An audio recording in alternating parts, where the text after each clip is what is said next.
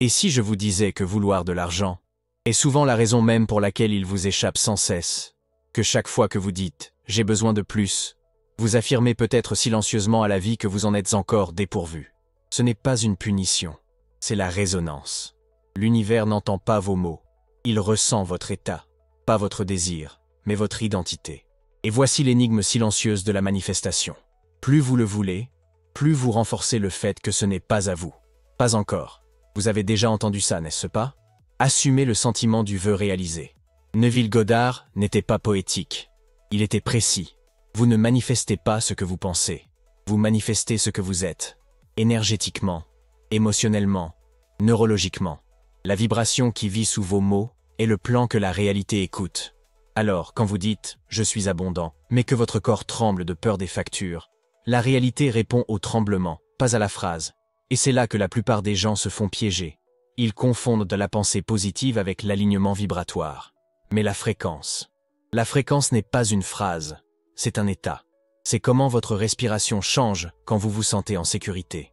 C'est la manière invisible dont votre corps se détend lorsque vous vous sentez soutenu.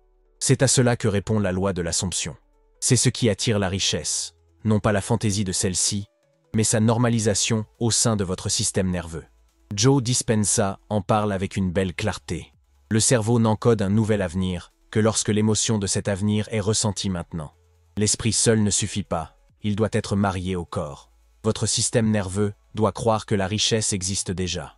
Votre respiration, votre posture, votre rythme cardiaque doivent commencer à réagir comme si la nouvelle vie était déjà là. Parce que dans le champ quantique, c'est le cas. Votre corps ne vous porte pas seulement à travers la vie, il diffuse votre état. Pas vos souhaits, pas vos affirmations, mais votre vérité émotionnelle actuelle. Donc, s'il y a une tension dans votre poitrine chaque fois que vous ouvrez votre application bancaire, s'il y a un nœud dans votre estomac quand vous imaginez en avoir plus, c'est votre véritable émission. Et le signal que vous émettez est la réalité que vous attirez. Pensez-y comme à accorder une vieille radio. L'argent que vous désirez est déjà en train de jouer, sur une fréquence très spécifique. Mais si vous êtes bloqué sur la statique, si vous êtes accordé sur l'inquiétude, l'urgence, le manque, vous ne pouvez pas l'entendre. Pas parce que c'est loin, mais parce que tu ne l'égales pas. Tu n'as pas besoin de faire plus d'efforts. Tu dois t'accorder différemment. Alors aujourd'hui, ce n'est pas une leçon de théorie. Ce n'est pas une liste d'étapes. C'est un souvenir, un réalignement, un retour au foyer émotionnel de l'abondance. Et cela commence par ceci. Vous êtes déjà la version de vous-même qui possède tout ce que vous avez cherché. Vous ne l'avez simplement pas ressenti assez longtemps pour y croire encore. Respire avec moi. Laissez cette vérité s'imprégner en vous. Pas comme un espoir, mais comme une fréquence. Un signal silencieux et constant de votre futur moi, chuchotant à votre présent. Je suis déjà là.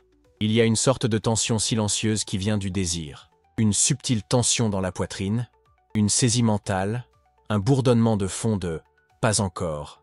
Et bien que cela semble naturel, ce désir d'en avoir plus, ce qui passe souvent inaperçu, c'est la fréquence qui l'émet. Vouloir peut être une déclaration cachée de ne pas avoir. Et dans le langage de l'univers, cette déclaration devient loi. Vous pouvez vous dire que vous manifestez de l'argent. Vous pouvez répéter des affirmations, écrire des objectifs, scripter votre vie de rêve chaque matin.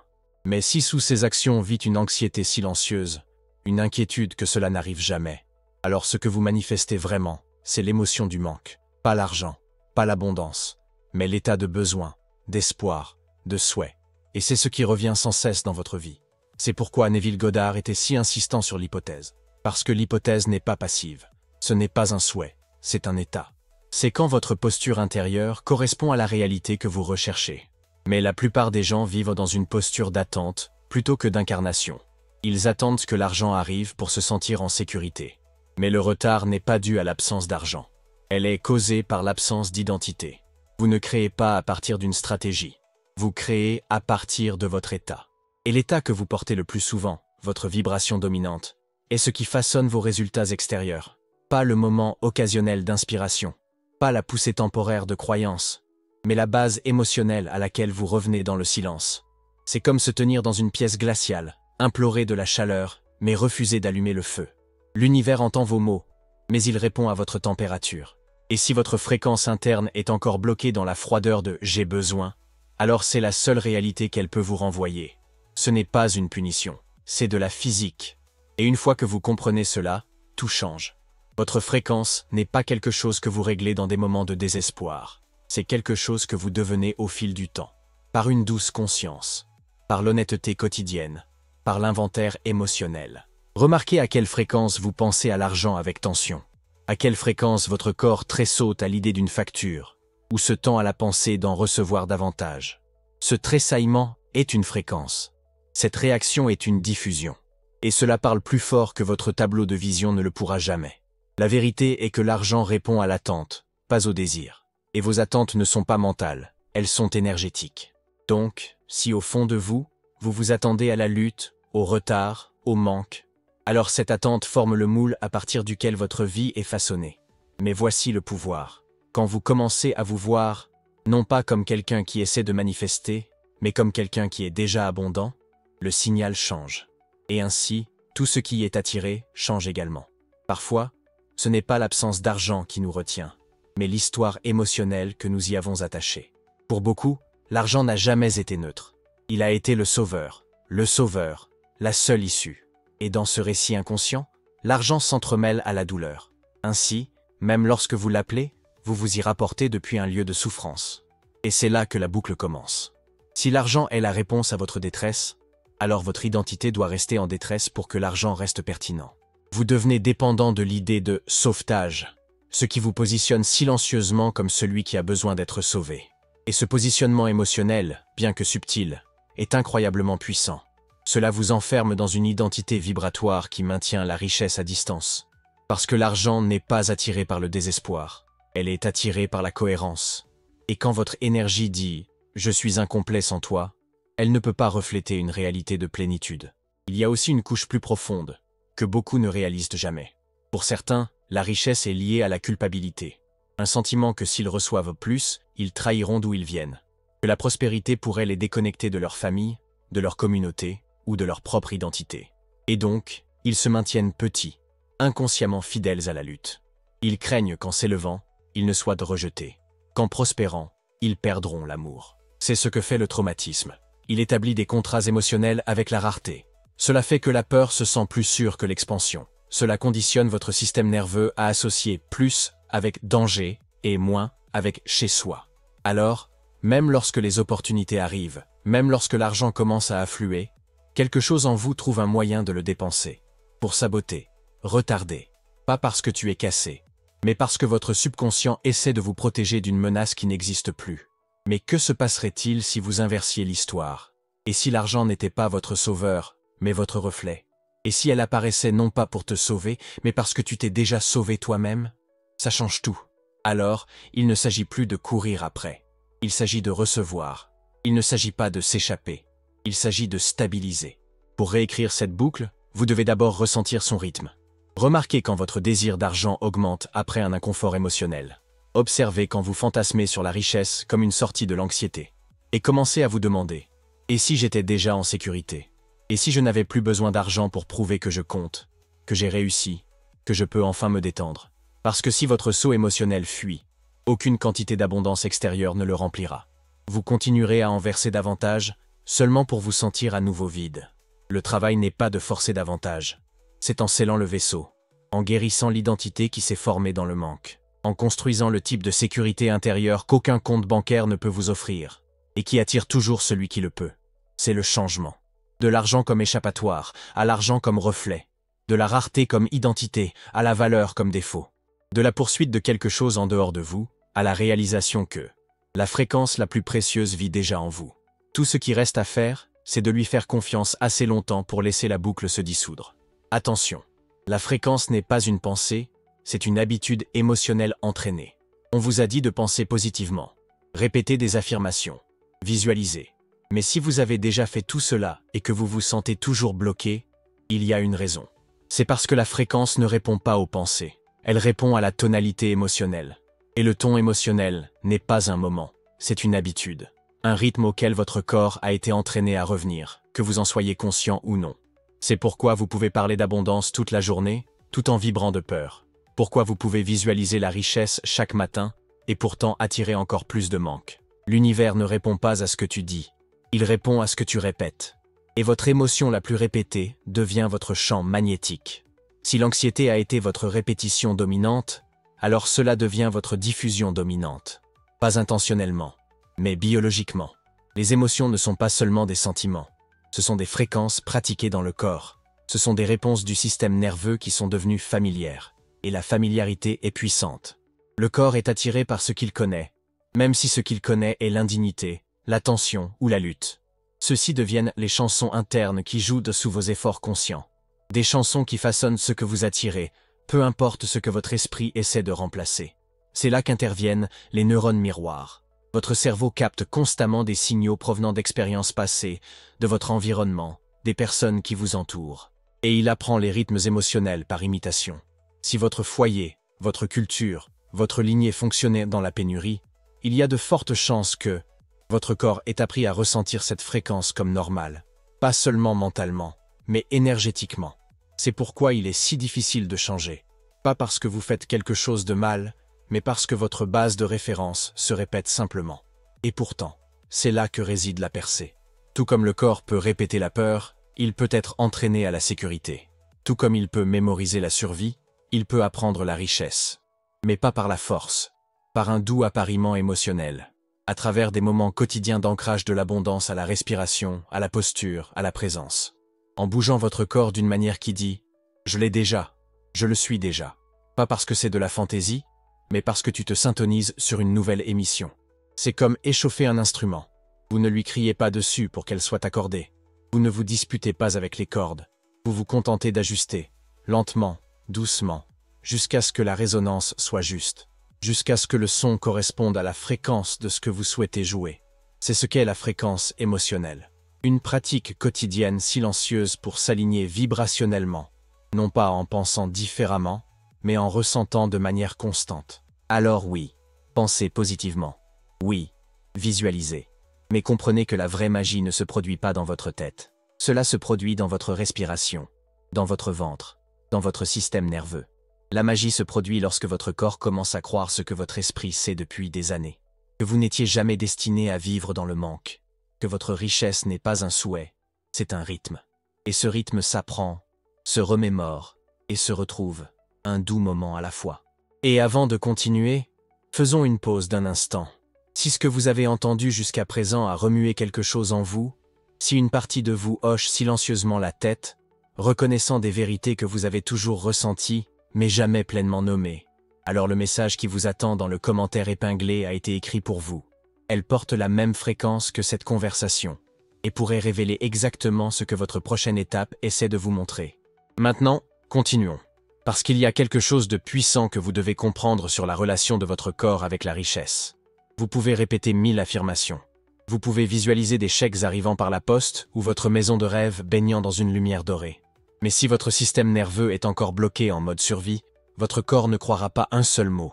Et la croyance n'est pas ce que dit votre bouche, c'est ce que votre corps ressent quand personne ne regarde. Si votre corps ne se sent pas en sécurité, il ne permettra pas l'expansion. Pas parce qu'il veut te saboter, mais parce qu'il pense te protéger. Le stress financier ne cause pas seulement des soucis.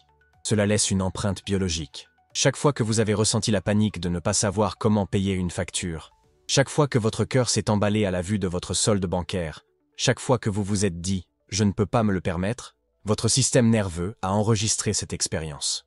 Et avec le temps, ce schéma devient une attente. Cela devient normal. Cela devient votre foyer émotionnel. Et voici le conflit caché. Vous essayez de manifester l'abondance à partir d'un corps entraîné à s'attendre à l'effondrement.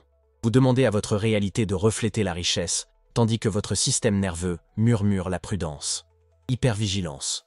Se préparer. Vos pensées disent « oui », mais votre fréquence dit « je ne fais pas confiance à cela ». Et cette méfiance, bien que silencieuse, est magnétique. Jusqu'à ce que vous enseigniez à votre corps que la richesse est sûre, la richesse restera inconnue. Et ce qui est inconnu, le système nerveux l'évite. Alors même si l'argent arrive, il ne restera pas. Ou bien il arrivera de manière chaotique, par la tension et la lutte, parce que c'est le seul rythme que votre monde intérieur connaît. Vous ne pouvez pas construire un manoir sur une fondation qui tremble encore des tremblements de terre émotionnels. Donc, le travail n'est pas seulement mental, c'est somatique. C'est dans la respiration que tu prends lorsque tu vérifies ton compte bancaire, dans la façon dont vos épaules se détendent lorsque vous recevez, dans le calme que vous permettez lorsque vous pensez à avoir plus. Il ne s'agit pas de prétendre être riche, mais d'enseigner à votre corps qu'il n'est plus en danger, que l'argent n'est pas une menace.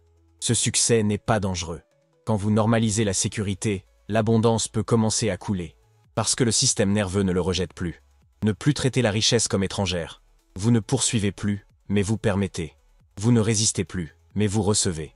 Et dans cet espace, calme, cohérent, ancré, l'argent peut enfin entendre votre véritable signal. C'est pourquoi le travail sur le système nerveux est sacré, parce qu'il ramène votre fréquence à la maison. Cela ramène votre corps à la sensation de plénitude. Et à partir de cette plénitude, vous ne manifestez pas la richesse pour vous sauver. Vous manifestez la richesse parce qu'elle est déjà familière. C'est déjà aligné. C'est déjà sûr. Il y a un délai subtil dans lequel beaucoup vivent sans s'en rendre compte. Un accord silencieux avec la vie qui dit « Je me sentirai riche » quand l'argent arrivera. Cela semble logique. Ça semble même responsable. Mais cette attente conditionnelle crée un vide. Une pause vibratoire qui dit à l'univers « Pas encore. Pas avant que la preuve n'apparaisse. Pas avant que les chiffres ne changent. Pas tant que la réalité ne donne pas la permission. Mais la réalité n'est pas ton parent. Elle ne donne pas la permission. Il donne une réflexion. Et ce qu'il reflète est la vérité émotionnelle que vous détenez le plus constamment. Alors, quand vous retardez le sentiment jusqu'à l'arrivée se retarde elle-même. Pas par cruauté, mais par cohérence. Neville Goddard a défié cette illusion de front. Vivez comme si c'était déjà vrai, disait-il. Pas comme une performance, mais comme fréquence, en tant qu'identité. Parce que tant que vous ne ressentez pas maintenant ce que vous attendiez de ressentir alors, vous êtes enfermé dans un report vibratoire. Vous rendez votre alignement conditionnel. Et l'alignement conditionnel n'est pas du tout un alignement, c'est une attente avec tension. La plupart des gens vivent leur vie dans ce brouillard imprégné de futur. Ils rêvent de richesse, parlent de richesse, planifient même la richesse, mais ils ne vivent pas comme celui qu'il est déjà devenu. Et ce n'est pas de l'arrogance, c'est l'accès. Ceux qui manifestent avec puissance ne sont pas plus bruyants. Ils sont simplement en accord émotionnel avec leur vision. Ils n'ont pas besoin de preuves pour ressentir ce qui est déjà vrai pour eux. Mais cela ne signifie pas que vous le simulez. Cela signifie que vous l'ancrez. Vous l'incarnez doucement, silencieusement, à travers de petites décisions et des changements émotionnels subtils. Vous commencez à répondre à la vie non pas à partir de la version de vous qui attend, mais de celle qui est déjà arrivée. Et la différence n'est pas visible au début. Ça se ressent. C'est interne. C'est stable. Essayez ceci. Pendant 3 jours, vivez dans l'état actuel de richesse. Ne changez pas vos actions. Changez votre point d'origine. Faites vos choix, votre posture, votre respiration provenir de la connaissance intérieure que c'est déjà fait. Pas comme un test, mais comme un souvenir. Et observez comment l'extérieur commence à répondre à la clarté de votre état intérieur. Parce que voici la vérité que la plupart évitent. Le retard n'est pas dans l'argent. C'est dans la distance émotionnelle entre qui vous êtes en train de devenir et qui vous êtes déjà. La richesse n'arrive pas plus tard. Elle pulse déjà dans le champ. Déjà en train d'attendre que tu arrêtes d'attendre. Comme allumer un four, la chaleur ne vient pas avant l'activation. Cela vient à cause de cela. Alors activez-vous. Pas par la force, mais par l'alignement. Laissez votre état intérieur parler en premier. Et la réalité suivra. Parce que quand vous arrêtez d'attendre que la vie change. Pas par récompense, mais par résonance. Il y a une euphorie particulière qui vient du rêve. Imaginez la vie que vous désirez. Se voir dans la maison, conduire la voiture, voyager à travers le monde. Et dans ces moments-là, on a l'impression que la manifestation est en train de se produire. Mais souvent, ce n'est pas le cas. Ce qui est activé n'est pas la fréquence de l'abondance, mais une poussée de dopamine. Un frisson éphémère, une évasion temporaire de ce qui semble réel. Et voici un piège silencieux. Le cerveau, câblé pour la nouveauté et la récompense, devient accro à l'anticipation. Pas l'arrivée, pas l'incarnation, mais l'étincelle du peut-être. Et avec le temps, cette étincelle commence à remplacer le véritable travail d'alignement. La vision devient une forme de divertissement, la fantaisie, une habitude apaisante. Mais apaisant n'est pas magnétisant. Et le plaisir n'est pas toujours une fréquence. La dopamine atteint son pic dans le futur. Elle récompense la projection. Mais le champ de la manifestation, le champ magnétique réel de votre être, vit dans le présent. Il ne répond pas à ce qui vous excite momentanément, mais à ce que vous incarnez de manière constante. Et si vous avez entraîné votre système à chasser les pics émotionnels, vous pourriez inconsciemment éviter l'état ancré où se forme la véritable abondance. Parce que la richesse n'arrive pas à travers des hauts émotionnels. Elle arrive grâce à la stabilité énergétique, par la cohérence intérieure. par la familiarité émotionnelle avec ce que vous dites vouloir. Et cette familiarité ne vient pas de la fantaisie. Cela vient de la pratique. Sentir. Stabilisation. Il y a une raison pour laquelle tant de gens disent qu'ils font le travail, mais rien ne change. C'est parce qu'ils surfent sur des vagues d'excitation, mais n'ancrent pas de nouvelles bases. Ils sentent l'arôme, mais ne préparent jamais le repas. Et ainsi, ils restent affamés, même lorsqu'ils s'entourent de visions du festin. Le changement se produit lorsque vous passez de la dopamine à la sérotonine, du frisson à la paix, de l'imagination à l'incarnation. Quand tu arrêtes de chercher l'excitation des nouvelles idées, et que tu t'assois plutôt avec le pouvoir lent et silencieux de la constance. Gratitude, action ancrée, raffinement émotionnel quotidien. Ceci ne vous donne pas de feu d'artifice, mais il vous donne de la fréquence. Alors, posez-vous la question. Suis-je vraiment en train de m'aligner? Ou est-ce que je m'échappe à travers la fantaisie de l'alignement? Est-ce que je pratique le langage émotionnel de la richesse? Ou est-ce que je me complais simplement dans l'histoire d'un jour? Quand vous vous libérez de l'addiction aux sensations fortes, quelque chose de miraculeux se produit. Vous commencez à construire, doucement, fermement, pas dans les nuages, mais dans ton souffle, dans votre corps, dans vos choix quotidiens. Et c'est là que l'argent commence à circuler, pas comme une fantaisie, mais comme un fait, pas comme un rêve, mais comme votre nouvelle norme. Un enracinement non pas dans les pics de dopamine, mais dans une confiance stable et sacrée. Il y a quelque chose de silencieux que beaucoup de personnes riches portent. Une fréquence non pas de lutte, mais de normalisation. Ils ne pensent pas constamment à l'argent. Pas parce qu'ils s'en fichent, mais parce que c'est devenu familier. L'énergie de l'abondance n'est pas dramatique pour eux. Ce n'est pas un objectif. C'est un bourdonnement de fond, un état naturel, une attente silencieuse. Et cette attente, enracinée non pas dans l'arrogance mais dans le confort, est le fondement caché de leur réalité. Vous pourriez penser que les riches en veulent toujours plus. Mais en réalité, beaucoup d'entre eux ont complètement arrêté de courir après. Ils ne sont pas obsédés. Ils ne répètent pas le manque. Ils vivent simplement dans une image d'eux-mêmes qui inclut la richesse comme une évidence. Pas comme un miracle, pas comme une récompense, mais comme une extension normale de ce qu'ils sont. C'est le secret. Et ce n'est pas quelque chose qu'ils essaient de faire. C'est quelque chose qu'ils sont devenus, souvent sans s'en rendre compte. C'est l'effet Galatée en action. La vérité est que votre perception de vous-même est plus puissante que votre stratégie. Quand vous croyez que vous êtes quelqu'un pour qui la richesse est naturelle, vos actions, choix, tons et vibrations s'alignent avec cette croyance. Sans forcer, sans effort constant. Parce que votre identité fait le travail que votre volonté portait auparavant. Mais la plupart des gens vivent dans l'énergie opposée. Ils idéalisent l'argent. Ils le mettent sur un piédestal. Ils le voient comme extraordinaire. Et ce qui est extraordinaire devient inaccessible. Plus vous le rendez spécial, plus il s'éloigne. Parce qu'au fond de vous, vous dites « ce n'est pas moi ». Et la réalité est toujours d'accord. Ce qui change la réalité, c'est quand tu arrêtes de rejeter la version de toi qui a déjà. Quand vous arrêtez de fantasmer et commencez à normaliser. Quand vous rendez la fréquence de la richesse si familière que votre système nerveux ne tressaute plus à sa vue, ne le doute plus, ne se produit plus pour elle, il se contente de recevoir. C'est la pratique dont la plupart ne réalisent pas qu'ils en ont besoin. Non pas pour désirer plus, mais pour revenir à ce qui est déjà vrai, pour réinitialiser votre ligne de base. Traitez l'abondance non pas comme un sommet, mais comme le niveau du sol, comme le sol sur lequel vous vous élevez, comme l'air que tu respires, comme l'eau pour un poisson. Ce n'est pas impressionnant, c'est inévitable. Et cette inévitabilité est magnétique. Parce que vous ne luttez plus contre la réalité, vous devenez la vibration qui n'a plus besoin d'être convaincue. Quand la richesse devient ordinaire dans votre monde intérieur, elle commence à apparaître sans effort dans votre monde extérieur. Pas à cause de la magie, mais à cause de l'alignement. Les transformations les plus puissantes sont les plus silencieuses. Ceux où vous cessez d'essayer de devenir et simplement te rappeler qui tu as toujours été. Digne, prêt, déjà résonnant avec plus que suffisant. L'argent évite l'incohérence émotionnelle. Il y a une sorte de statique qui vit entre votre désir et votre réception. Un bruit qui perturbe la clarté de votre signal. Vous dites vouloir la richesse. Mais vous sentez-vous coupable quand elle se manifeste? Vous affirmez l'abondance. Mais ressentez-vous secrètement du ressentiment envers ceux qui l'ont déjà? Vous parlez de prospérité.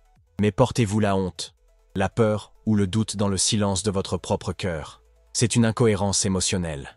Et il ne s'agit pas de jugement, mais de fragmentation de fréquences. Les contradictions internes qui annulent votre signal avant qu'il n'atteigne le terrain. Non pas parce que vous faites quelque chose de mal, mais parce que vous envoyez des instructions contradictoires. Et l'univers, comme un instrument finement accordé, répond à la clarté, pas à la confusion. L'incohérence n'est pas toujours bruyante. Cela peut être subtil. Un bref serrement dans votre poitrine lorsque vous recevez un cadeau. Une petite voix qui murmure « Suis-je digne de cela ?» Lorsque vous vous imaginez vivre votre vie de rêve. Ces minuscules tremblements sont des ondulations vibratoires. Ils envoient des signaux. Et quand ces signaux entrent en conflit, ils diluent votre magnétisme. La cohérence, en revanche, est magnétique. Il ne s'agit pas de perfection, il s'agit d'alignement.